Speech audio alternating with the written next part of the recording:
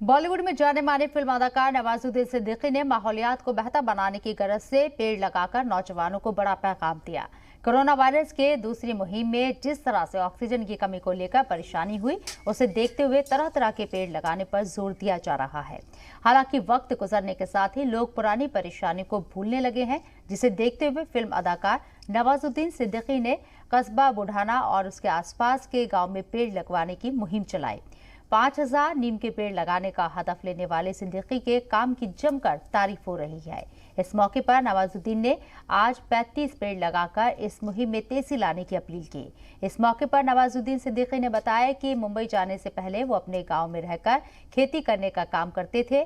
खेती में उनका काफी मन लगता था। बता दें कि आने वाले दिनों में नवाजुद्दीन सिद्दीकी की 2 फिल्में आ रही हैं, जिनमें जोगिरा और संगीन शामिल है।